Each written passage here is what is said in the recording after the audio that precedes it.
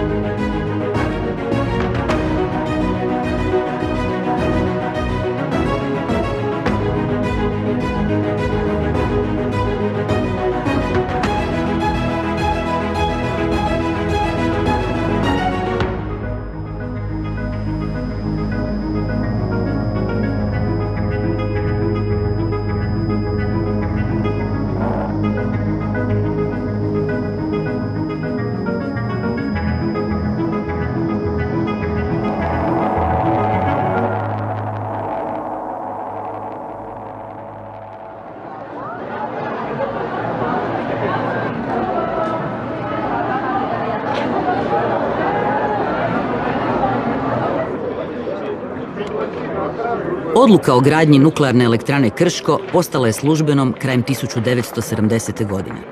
Ovo je dokaz da saradnja se među republikama može odvijati i na ovaj način. Predvsem s tem rešujemo vprašanja primanjkljaja električne energije. Izabrana je tehnologija američke kompanije Westinghouse, a partneri su po sistemu pola-pola bile tada još uvijek 2 socijalističke republike, Hrvatska i Slovenija.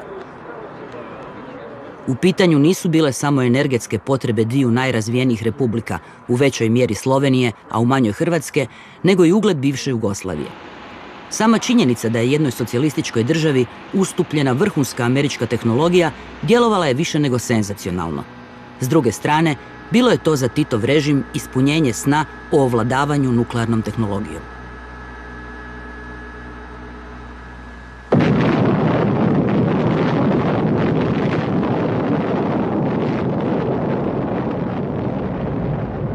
Pod dojmom atomskih bombi bačenih na Hirošimu i Nagasaki, jugoslavensko vodstvo već godine 1947. pokazuje ozbiljno zanimanje za nuklearnu energiju. Premda zaostala, ratom opustošena, bez financijskih, materijalnih i kadrovskih potencijala, bivša Jugoslavija, posebno nakon razlaza sa Sovjetskim savezom, uspostavlja doktrinu prema kojoj su u potpunosti suverene samo one države koje raspolažu moćnim sredstvom odvraćanja, a tu je bez premca atomska bomba. Jugoslavija, pogotovo od početka, osim bombe, vam je htjela napraviti cijelu nuklearnu tehnologiju. Razlozi su bili, ajmo reći, raznoliki. Bili su na neki način ideološki, politički, vojni. Dakle, to je cijeli jedan kompleks koji se desio uoči Drugog svjetskog rata i poslije Drugog svjetskog rata, da je nuklearna fizika postala nevjerojatna znanost koja je naizgled rješavala strašno puno problema. Jugoslavija je, kada je izašla iz Drugog svjetskog rata, imala oko 76% ljudi koji su imali osnovnu školu ili manje. U Hrvatskoj je 1948. godine još 18% nepismenih. Nema infrastrukture, nema naučnih instituta, nema nikakvog prethodnog iskustva, svakako ne institucionalno. Dakle, imate takvu zemlju, ratom razrušena, tako dalje, sa svim tim problemima, koja ne može da prehrani populaciju 50. 52. velike suši, tako dalje, Trumanova jaja, sve se to deša. A do sredine 60-ih ta zemlja sa takvom polaznom pozicijom, po ozbiljnim analizama američke administracije Lyndona Johnsona, biva stavljena u red 11 zemalja za koje se očekuje da će do kraja decenije, da govorimo o 1960-im, biti u mogućnosti da razvije nuklearno oružje ukoliko takva odluka bude donesena. Jugoslavenski nuklearni program tijekom cijelog svog višedesetljetnog trajanja ima dvije paralelne komponente. Vojni program A i mirnodopski program B. Prvi je za cilj imao izradu atomske bombe, a drugi je trebao razvijati mirnodopsku upotrebu nuklearne energije. Uz energetska postignuća, ne manje važan cilj tog mirnodopskog programa bio je osigurati vojnom programu obogaćeni uran i plutonij za proizvodnju atomske bombe. Postojale su ambicije u krugovima nekih ljudi i u glavama nekih pojedinaca. Te ideje i te ambicije su nekoliko puta izlazile na površinu, tako da kažem, i imamo tragove o njima u arhivskoj dokumentaciji. Dakle, nekoliko navrata, projekti, elaborati su rađeni koji su razmatrali mogućnost da istraživanje nuklearne energije u mirnodopske svrhe preraste u neki nuklearni program i da Jugoslavija dođe do atomske bombe. Ideja o energiji koja se iz atoma može dobiti je zapravo bila konstantna i ja bih rekao da je to bilo ono što je trajalo. Bomba i oružje je povremeno ulazilo u maštu onih koji su bili na moći i u moći i koji zapravo, ja bih rekao, su s vremenom postajali svjesni ogromnih troškova. 50. godine mnogi su o tome razmišljali. To je naprosto postajala jedno vrijeme potreba. Naprosto ste smatrali da niste bili do kraja kompletni ako niste mogli pronaći takav tip obrane. Pogotovo je to bilo važno za zemlju koja je 1948. godine prekinula odnose sa Sovjetskim savezom i izašla iz svog okruženja u kojem je željela biti, a našla se s druge strane među onima koji su bili ideološki suprotstavljeni, s kojima je razvila najrazličitiju suradnju, međutim nije postala dio toga svijeta. U takvim okolnostima bivša Jugoslavija početkom 50. godina prošlog stoljeća kreće u ambiciozan nuklearni program. Dijelom i zbog prijeteće sovjetske opasnosti nakon razlaza sa Staljinom godine 1948. zaostala je siromašna zemlja koja preživljava zahvaljujući američkoj humanitarnoj pomoći, za potrebe nuklearnog programa izdvaja respektabilnih $35 milijuna, što je u današnjoj vrijednosti blizu $400 milijuna. Da se mislilo ozbiljno, svjedoči i Kardeljeva izjava s početka godine 1950. Obraćajući se tadašnjem sudirektoru instituta u Vinči, Stevanu Dedijeru, Kardelj kaže: moramo imati nuklearnu bombu. Moramo je napraviti, čak i ako ćemo zato godinama izdvajati pola nacionalnog dohotka. To me uvek se podsjetimo one čune rečenice Sir Olivera iz Alana Forda: cijena, prava sitnica. Dakle, jednostavno ne može se znati. Trebalo bi, ne znam, dati Nobelovu nagradu nekome ko uspe to da proračuna.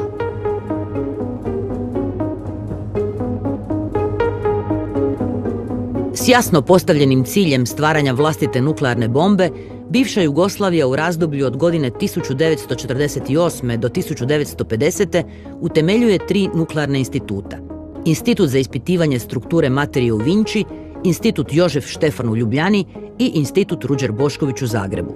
Središnja ličnost jugoslavenskog nuklearnog programa bio je srpski fizičar Pavle Savić, osnivač instituta u Vinči kraj Beograda.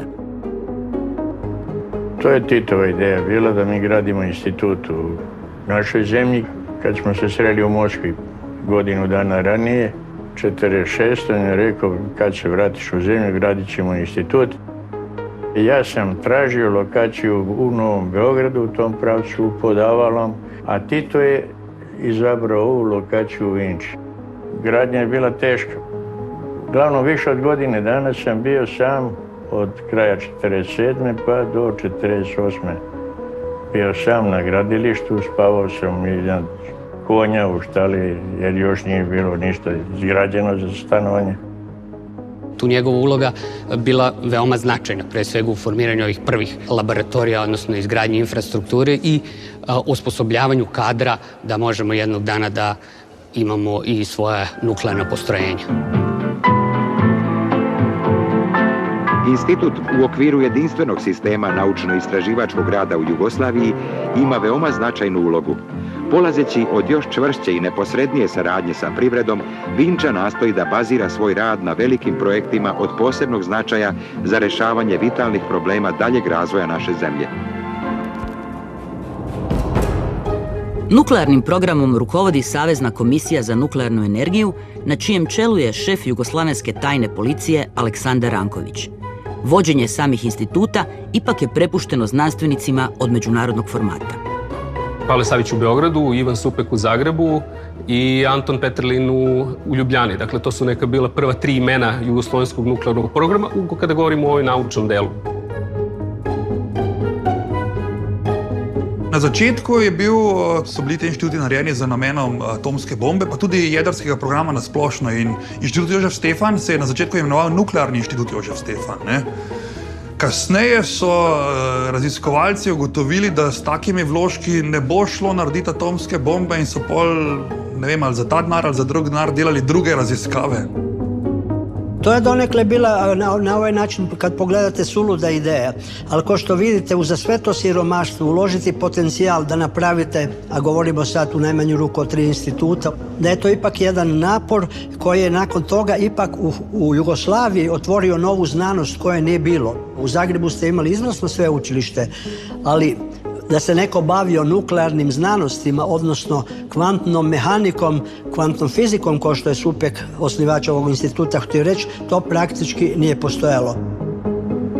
Mene je 50. godine pozvao k sebi Kidrić i ona je donijela vlada nekakvu odluku na osnovu moje predstavke da se izgradi Institut za teorijsku fiziku Zagreb, se ta gradnja povjeri meni i vodstvu ovog instituta, a to je bilo zato što se već onih prvih 5 godina izgradila u Zagrebu jedna dobra grupa teoretičara. Neki od tih instituta bili su bitno više tehnološki orijentirani prema tom cilju. Imajte na umu paralelno i energije bombe. Da ne bilo zabune, tu se razmišljalo isto tako da se naprave reaktori koji bi služili za proizvodnju struje i naravno druge nuklearne mašine za radiofarmaceutike kod ciklotrone na Boškoviću, a unutra je bio taj uvijek skriveni dio koji je imao ideju na koji način da se kroz taj mirnodopski okvir dođe do bombe, jer to je jedan mali korak. Samo odmah tu vrijedi reći da je Bošković u to vrijeme bio najmanje involviran direktno u te procese tehnološke koje bi dovodili do stvaranja bombe.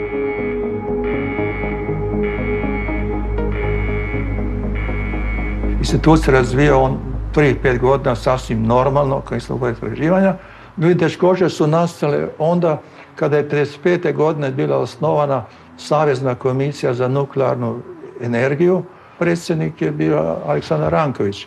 I ja sam naravno sumnjao sa izvjesnim razlozima da oni zapravo žele praviti atomsku bombu. Da. I ja sam se tome naravno odmah žestoko usprotivio i svašao je stvar time da sam bio 58. godine maknut iz instituta.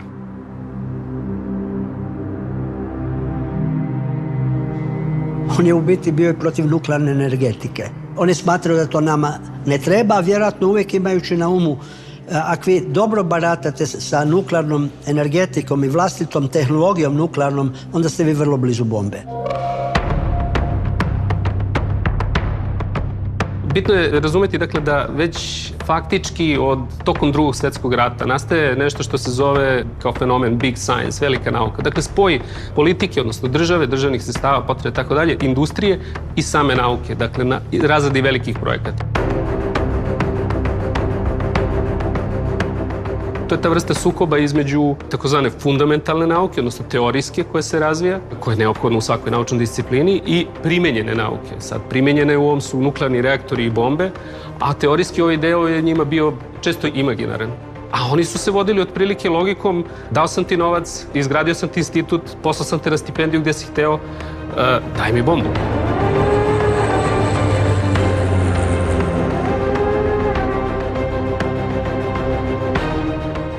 Rad na atomskoj bombi i nuklearnim programima intenziviran je nakon zatopljavanja jugoslavensko-sovjetskih odnosa.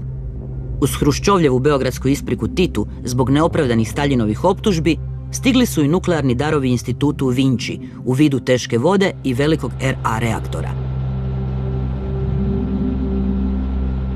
No dok su čekali ruski reaktor, znanstvenici u Vinči nisu mirovali. Došlo se na ideju da se pre nego što se izgradi, odnosno stigne da uđe u pogon reaktor RA, izgradimo svojim znanjem i svojim rukama jedan nulti reaktor, odnosno to se zove kritični reaktor, bez biološkog štita, lak za konstrukciju, sa gorivom prirodnog obogaćenja uranijuma, i tako je 58. on završen. U aprilu prva lančana reakcija na njemu uspostavljena. U maju drug Tito zvanično pustio u rad.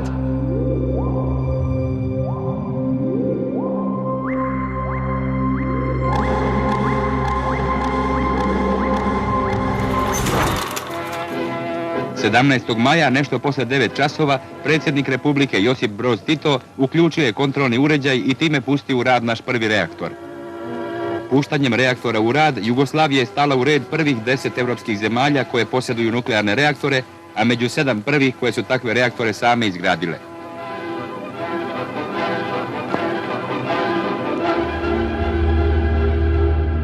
Cijelo to vrijeme u Jugoslaviji traje svojevrsna uranska groznica.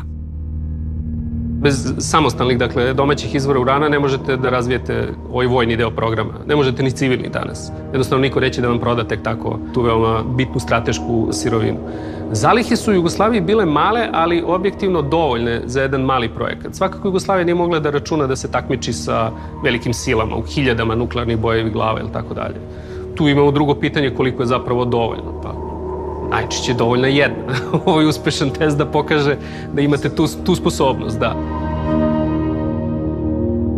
Kada vam treba jedna tako važna strateška sirovina, to jednostavno nema cenu. Dakle, zapravo možemo da pratimo o tome kada su usponi i padovi, kada se intenzivno tragalo i kada se napuštalo kopanje urana. Može da se prati kako se menjala želja Jugoslavije za proizvodnjom, dakle, nuklearnog oružja. Za civilne potrebe ste mogli da kupite u inostranstvu, strogo kontrolisano, ali ste mogli. Za ove tajne vojne trebalo je domaći. Pod ograncima Stare planine, na putu između Knjaževca i Pirota, kod sela Kalne, pušteno je u rad postrojenje za preradu uranove rude iz prvog rudnika uranijuma u našoj zemlji. U svom govoru Avdo Humo je istakao da će proizvedeni uranijum biti isključivo korišćen za miroljubive svrhe, a ne za ratna razaranja.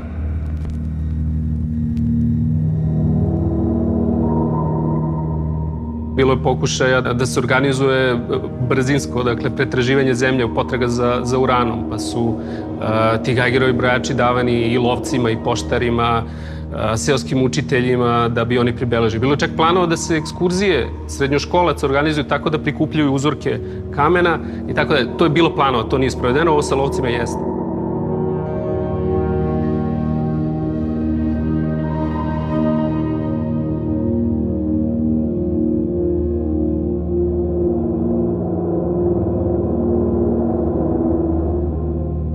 Nedugo nakon puštanja u pogon takozvanog nultog reaktora, kojeg su sami proizveli u Vinči, dolazi do havarije u kojoj je na mjestu smrtno stradao jedan student koji se popeo na reaktor i zaustavio reakciju. Mali taj reaktor nulte snage RB pušten je u rad u maju mjesecu te 58. godine.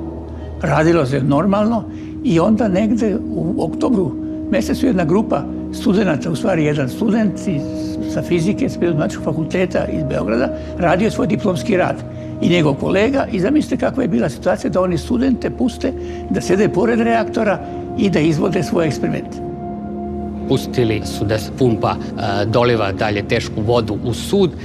Malom nepažnjom i razgovorom nisu primetili da im je dotaklo onu tačku do koje su smeli kako ne bi izazvali taj rast snage nekontrolisani.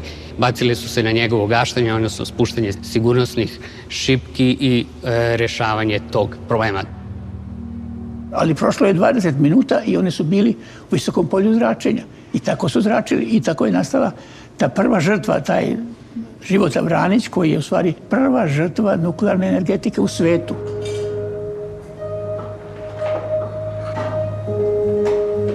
Njegovih 5 kolega bilo je intenzivno ozračeno, a životi su im spašeni zahvaljujući po prvi put uspješno izvedenoj transplantaciji koštane srži.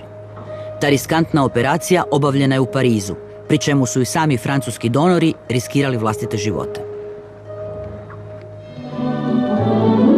Prva jugoslovenska iskustva sa ozračenjem stečena su 1958. godine. Od 6 jugoslovenskih atomista ozračenih u udesu oglednog reaktora u Vinči, 5 je spaseno u Parizu. februara 1959. godine ekipa doktora Matea i francuski prijatelji ispraćaju atomiste za Jugoslaviju posle presađivanja koštane srži.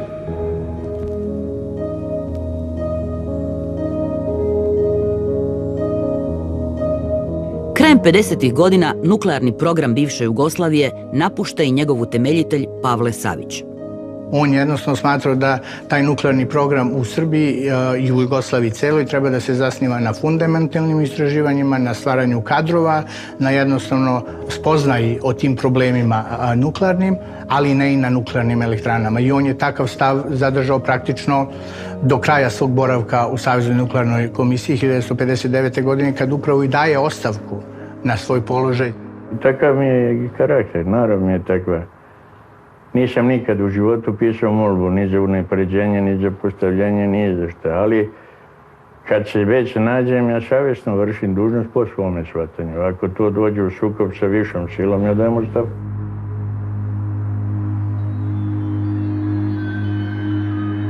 Početkom 60. godina prošlog stoljeća mijenja se jugoslavenski vanjsko-politički fokus, zbog čega projekt izgradnje atomske bombe privremeno zamire.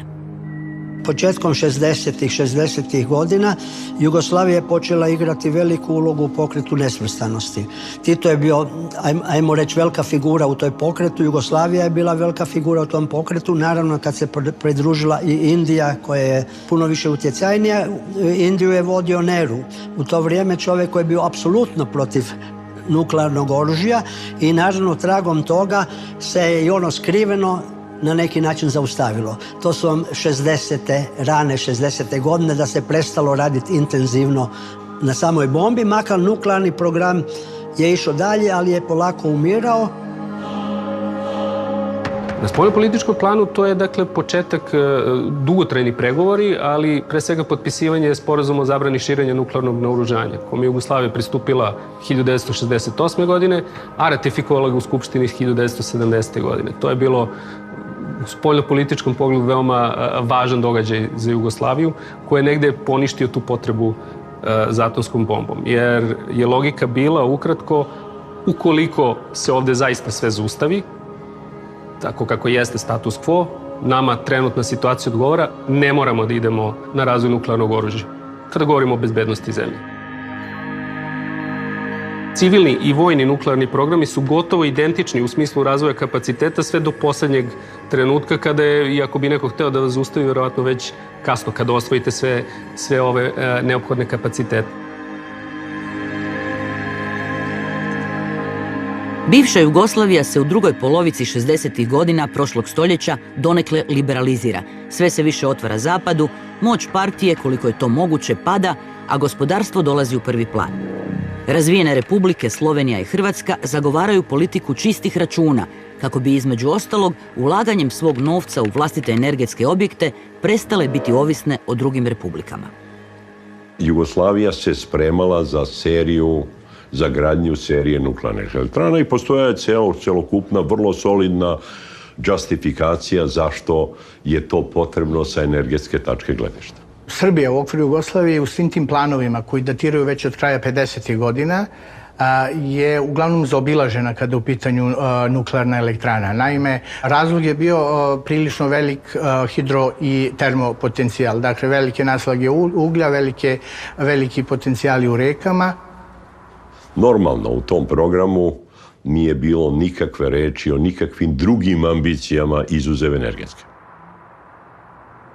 I tu treba opet spomenuti da se ušlo ozbiljno u nuklearni program jer su Slovenija i Hrvatska kod države potpisale sporazum o izgradnji 2 nuklearne elektrane sa jednakim novcima i jednakim ulogom. Polovica tog projekta vam je današnji Krško.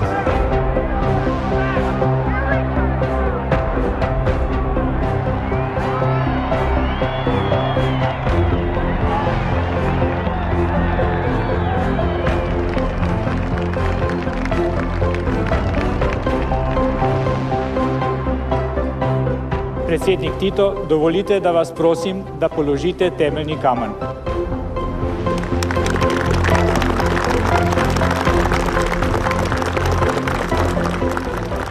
Godine 1974. Josip Broz u Krškom polaže kamen temeljac za prvu jugoslavensku nuklearnu elektranu.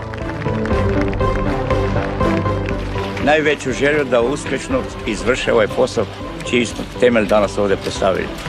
Hvala.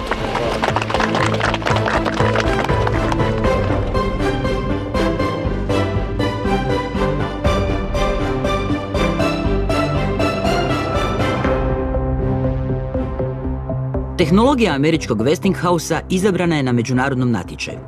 Sovjeti se nisu ni natjecali jer su tražili prethodno potpisivanje međudržavnog sporazuma na što Josip Broz nije pristao. Po običaju nije htio držati sva jaja u jednoj košari, ali je moguće da je bio i pod dojmom nedavnog Nixonovog posjeta Jugoslaviji.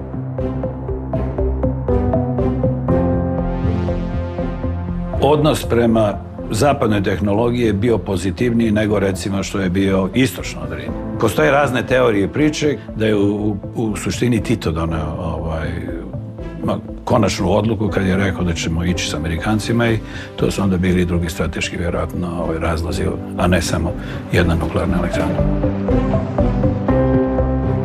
Nije se štedjelo ni na čemu. Izgradnja je stajala tadašnjih $700 milijuna, odnosno nešto više od $1000 po instaliranom kilovatu. Definitivno bilo je jako visok standard gradnje i da je definitivno bio visok zbog toga što je bio američki pristup kontroli kvaliteta. Krško je s te strane bio nevjerojatno uspješan projekt, ali smo imali i dobre firme domaće. Gledajte, to su firme koje su bile onda jako značajne i jake. Đuro Đaković, Hidromontaža, Jugoturbina. I bilo je relativno malo problema. Nuklearka je građena po modelu u kojem su izvođači radova račune ispostavljali Westinghousu, a ovi potpisivali i davali na plaćanje hrvatskoj i slovenskoj strani. Elektrana nije bila preplaćena zbog toga što je prije svega rađena i izvođenje cijelo bilo rađeno sa hrvatsko-slovenskim resursima. Amerikanci su bili supervising i plenari i kontrolori, ali ne izvođači radova. Tako da sve što je rađeno na elektrani je rađeno sa lokalnim resursima. Oni su bili daleko jeftiniji nego što su bili američki resursi.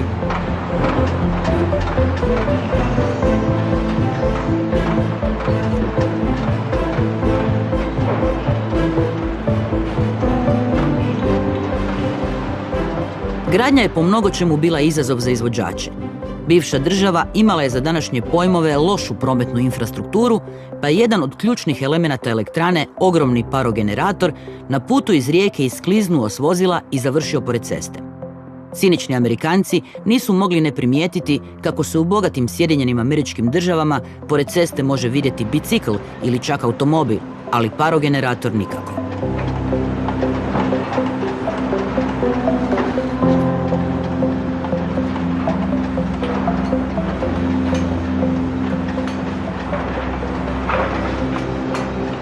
Gradnja nuklearke odnosila je i živote, ali se o tome nije javno govorilo. Ja se sjećam da je stradalo, kad sam ja bio recimo prisutan, mislim nisam bio prisutan je stradalo 6 ljudi, smrtno stradalo. Neki bilo ozlijeđenih, ali smrtno je stradalo. Najviše su stradavali zavarivači. Znaju biti ogromne cijevi i upotrebljavaju se neki plinovi koji su otrovni i obično zavarivači imaju neke metode, neke lampe koje se gase ako je plin se pojavi, onda on mora bježati, a znalo je biti slučajeva da je neko ostao, recimo radio u subotu, pa su ga našli u ponedjeljak.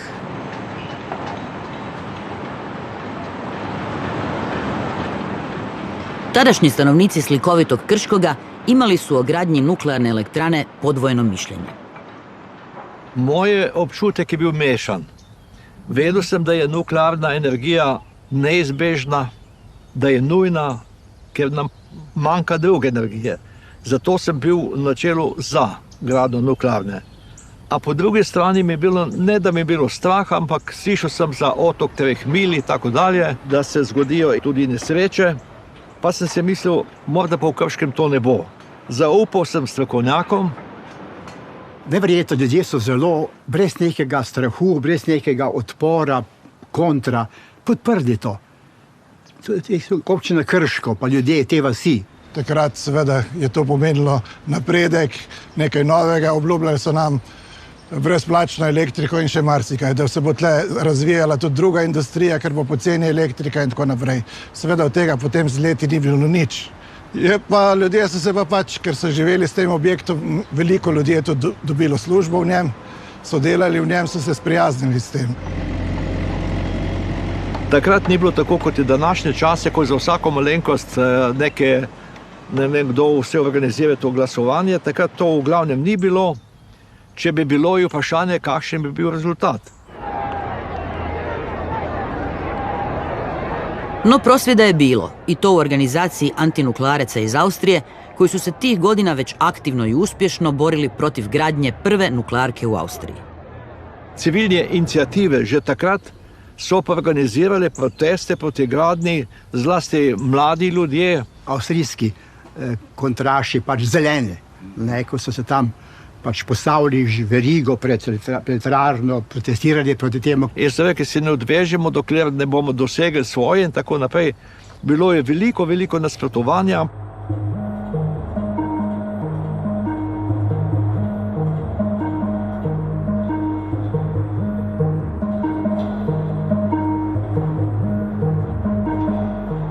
Istovremeno s gradnjom trajala je obuka budućeg osoblja. Jedno od mjesta za obuku bio je institut Jožef Štefan, koji je krajem 60. godina prošlog stoljeća, slučajno ili ne, baš od američke vlade dobio školski reaktor.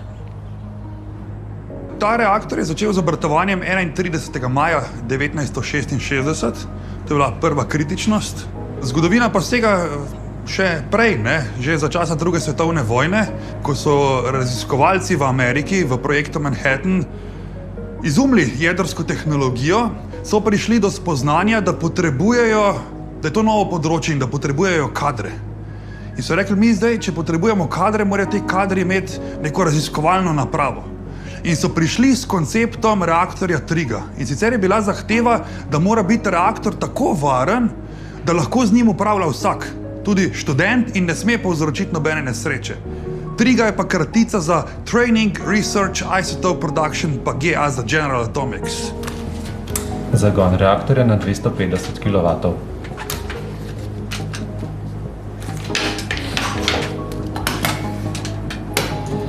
Najprej je bil šolanje in trening osebja. Tisti strokovnjaki namreč, ki so postavili to Trigo, so kasneje postavili NEK, jedrsko elektrarno Krško. In tudi tisti, ki so se šolali tukaj, so vzpostavili tudi pol naprej upravo za jedrsko varnost, Krško so bili delavci tam in tako naprej.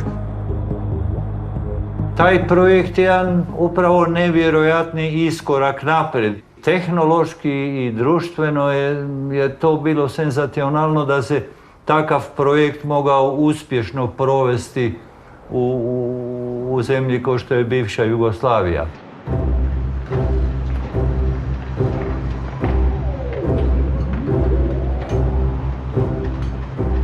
U trenutku kad je počela gradnja nuklearne elektrane u Krškome, mijenja se vanjsko-politički kontekst za Jugoslaviju i Josipa Broza, pa na dnevni red opet dolazi atomska bomba.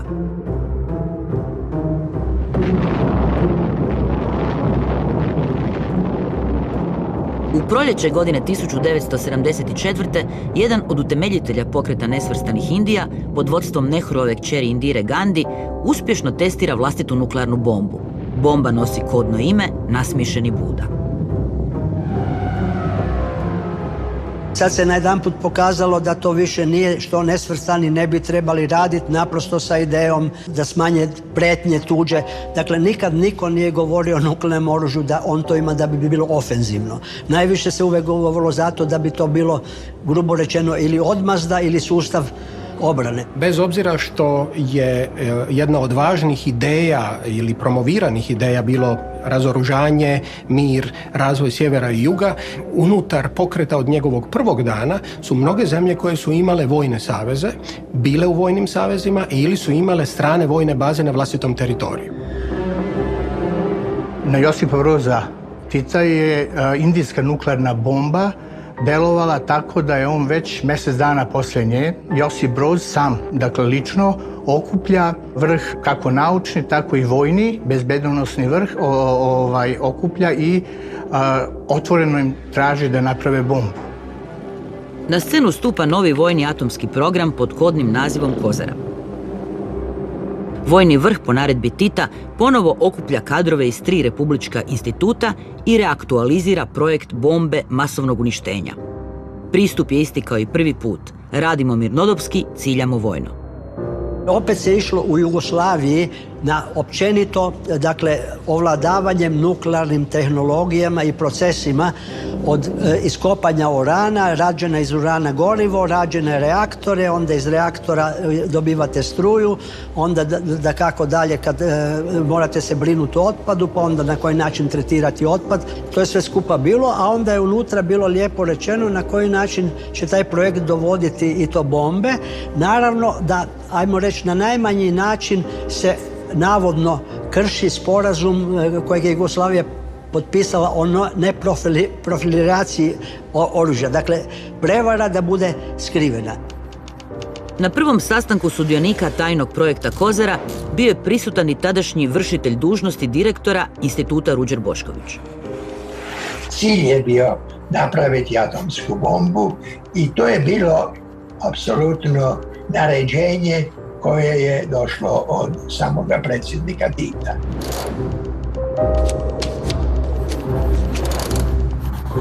Ideja je bila da gradimo veliki broj zapravo elektrana.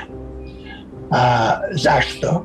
Dobrim dijelom zato jer je postalo jasno da Jugoslavija nema rude, Kalna je bila fijasko, Žirovski vrh je bio fijasko i tako dalje.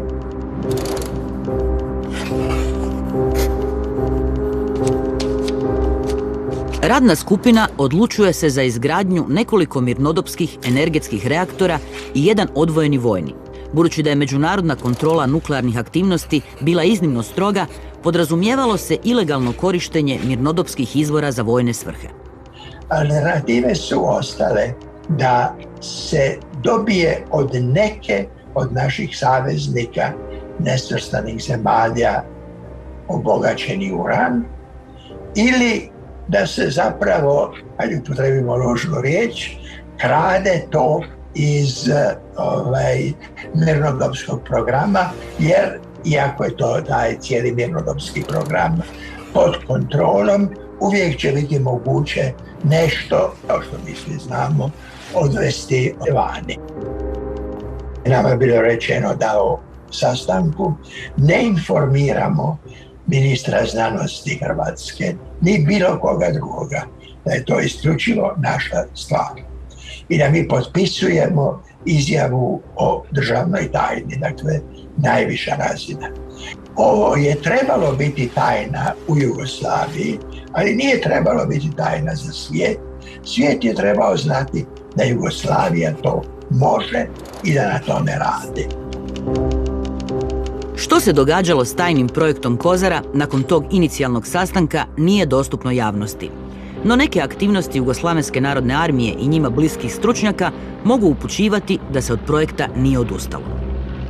Ne isključuje mogućnost da je vojni vrh imao takvih ideja, čak i mogu sasvim otvoreno da potvrdim da je sama država imala ideja već tokom 70. godina da nuklearno oružje, odnosno da vojni nuklearni program sprovodi u saradnji sa nesvrstanim zemljama. Dakle, to je bila ona ideja koju sam pomenuo da se sarađuje sa Indijom, ali ne samo Indijom, nego i sa Libijom, sa Alžirom, sa Iranom, sa Egiptom. Dakle, u momentu kada jugoslavenska naučna delegacija odlazi u Indiju, ona odlazi isto tako i u Iran i u Egipat, istražuje tamo mogućnosti za saradnju.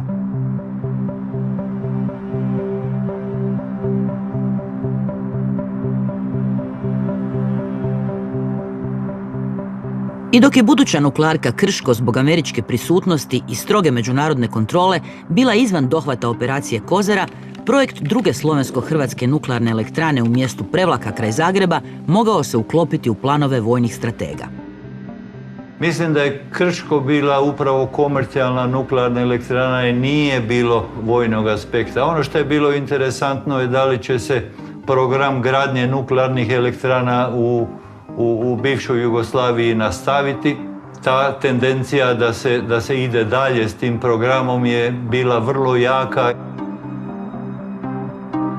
To je moj dojam, da je Jugoslavija zasigurno htjela graditi i drugu nuklearnu elektranu, možda sa vlastitom tehnologijom, o tom potom, da je htjela ovladati cijelim procesom nuklearnim, kad smo govorili od proizvodnje do brige za otpad, i vrlo vjerojatno bi to prodavala, a pogotovo bi prodavala onda i bombu. To sam gotovo siguran. Krajem 70. godina prošlog stoljeća angažirani su prvi stručnjaci za izgradnju druge hrvatsko-slovenske nuklearke u Prevlaci.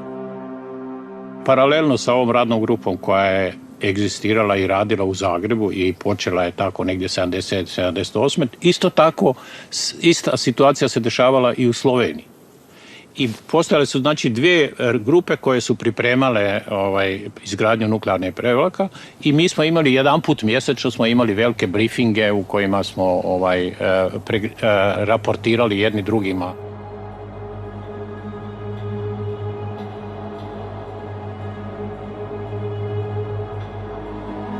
Godine 1980. umire Josip Broz, što stavlja njegove političke nasljednike pred ozbiljan izazov očuvanja bivše Jugoslavije. U početku puzajuće, a kasnije sve ubrzanije raspadanje bivše federativne Jugoslavije, nije uspjelo ugroziti završetak nuklearne elektrane u Krškom.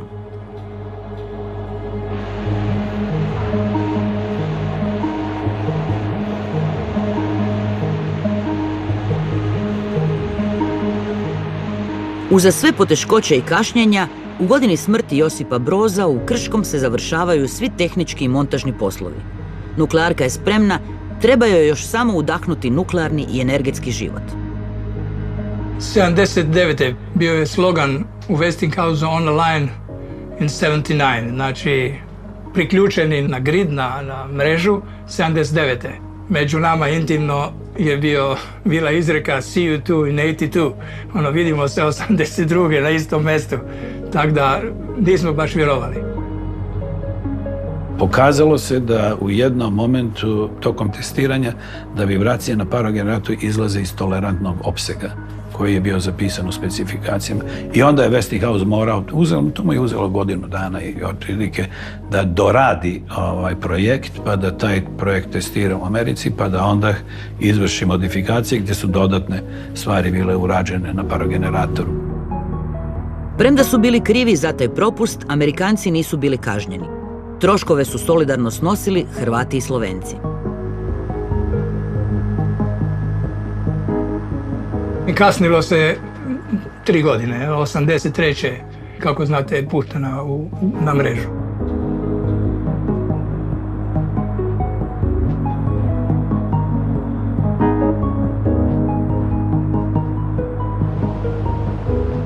Nuklearna elektrana Krško službeno i bez ikakve pompe započinje s komercijalnim radom 1. siječnja 1983. godine. Prvotna je neto snaga elektrane bila 632 MW, ali je kasnijim doradama i osuvremenjivanjem podignuta na neto 696 MW. Godišnje proizvede između 5,5 i 6 TWh električne energije, što ovisno o godini pokriva nešto više od 16% hrvatskih i nešto više od 20% slovenskih godišnjih potreba.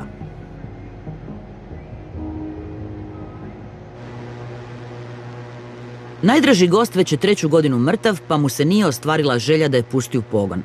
Antinuklearni aktivisti još su u povojima, a u strogo kontroliranim medijima nuklearna energija nije bila tema o kojoj se govorilo.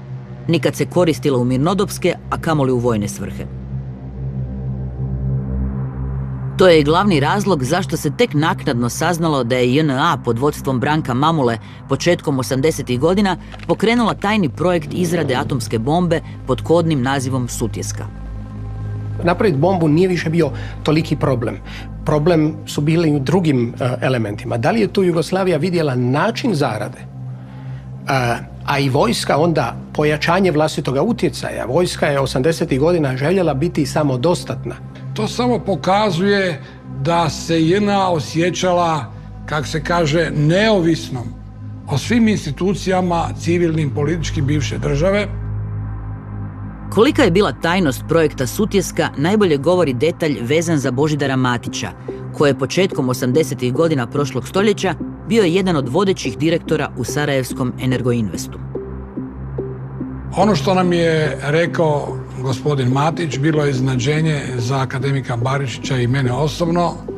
Bila je priča o tajnom jugoslavenskom programu izrade atomske bombe, o kojem on kao savezni ministar nije znao, o kojem on kao predsjednik uprave nije znao, da je Energoinvest ta ključna institucija koja vodi taj projekt, i bio je šokiran i iznenađen kad nam je rekao da je došao u jedan od 10-ak instituta koji su bili u okviru Energoinvesta gdje su mu zabranili ulaz. I to je bio regularni program kojeg je onda prihvaćala Jugoslavenska elektroprivreda, pa Hrvatska elektroprivreda, pa onda su dali najvećom industrijskom konglomeratu Energoinvestu u Sarajevu, koji je imao preko 40.000 zaposlenih kroz lazište, da oni to vodi, a novci su bili državni. Pa se zapravo htjelo sakriti otkud ti novci za takve pothvate, od čeg se ova zgrada sagradila u kojoj mi sad sjedimo, na primjer.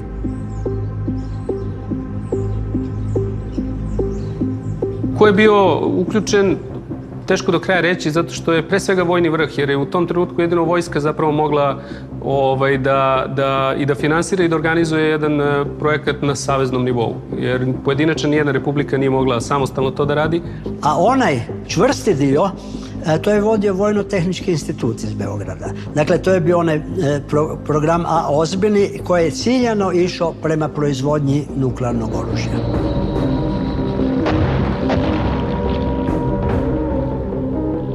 Većina projekata koje je vodila JNA su se temeljili na netransparentnim, ilegalnim izvorima, fondovima za razvoj i pomoć nerazvijenih republika. Veliki problem je što vojni arhivi ne samo iz 80. godina, nego iz ranijeg perioda nisu otvoreni. Tako da, posebno iz 80. godine, kada eventualni vojni nuklearni program, i ukoliko je postojao, bio je isključivo u nadležnosti Jugoslovenske narodne armije, ne možemo naći nikakav trag u arhivima jer jednostavno oni nisu dostupni. I kad ste me vi nazvali i pitali da razgovaramo o atomskom programu, i kad sam ja malo vidio sve te dokumente, onda sam rekao, Bože me pogledaj, pa ja sam možda sudjelovao u tom projektu, a da nisam znao. Ja nisam znao što ti ljudi rade, oni su tražili nova znanja i vidio sam da su nekako na dobrom putu. I ostaje ono vječno pitanje, mislim, kako biste izbacili tu bombu?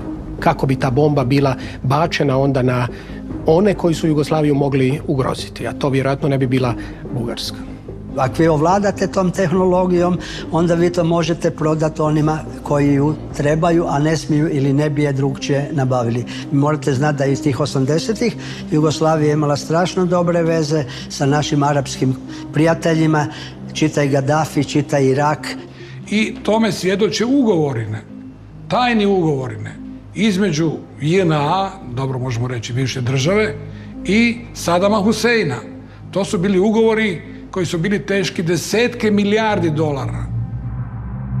Već spomenuti Božidar Matić svjedoči da je Jugoslavija s Irakom napravila raketu dosega 100 km koja je mogla nositi atomsku bombu.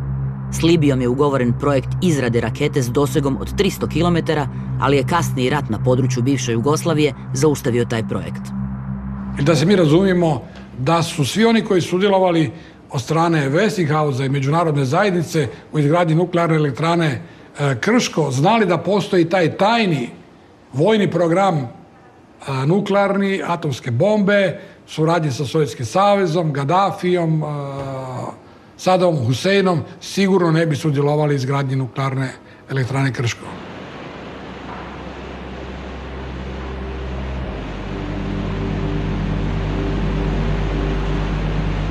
Polovicom tih 80-ih godina prošlog stoljeća nuklearna elektrana Krško već je stabilno radila i proizvodila struju za Hrvatsku i Sloveniju. Projekt druge zajedničke elektrane, one u Prevlaci, postupno se usporavao.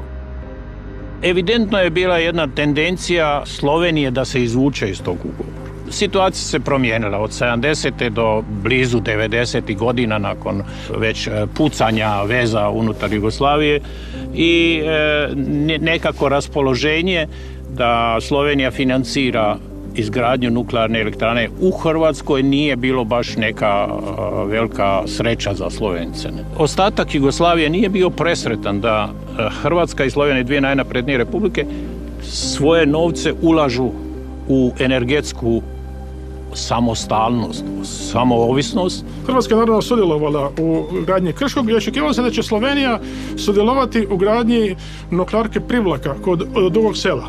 Međutim, to se nije dogodilo, naprosto radi lobiranja srpskog ugljenarskog lobija, a Slovenci su zaključili da im je struje iz Krškog sasvim dovoljno i da ne moraju graditi tu drugu nuklearku. Sve što je Hrvatska investirala u pripremu terena, u pripremu dokumentacije je palo u vodu. I tako se druga hrvatsko-slovenska nuklearka u osvit krvavog raspada Jugoslavije našla u raljama različitih interesa. Nećemo nikad saznati bili ti interesi zaista bili dovoljni da zaustave rad na nuklearki u Prevlaci. Njoj i drugim nuklearkama u bivšoj Jugoslaviji, ali i širom svijeta, presuđeno je 26. travnja 1986. godine.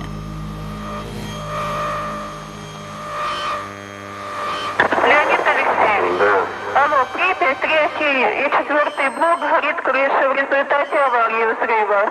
Уева, давай. Так уже подтвердили? Не подтвердили, авария там произошла у них. Это диспетчер Припяти сказала. Пожарная охрана. Алло, Иванков? Да.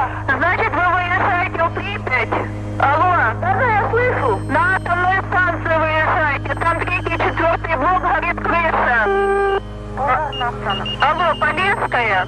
Да. Вы, значит, выезжаете на атомную станцию, там горит крыша 3-4 блока.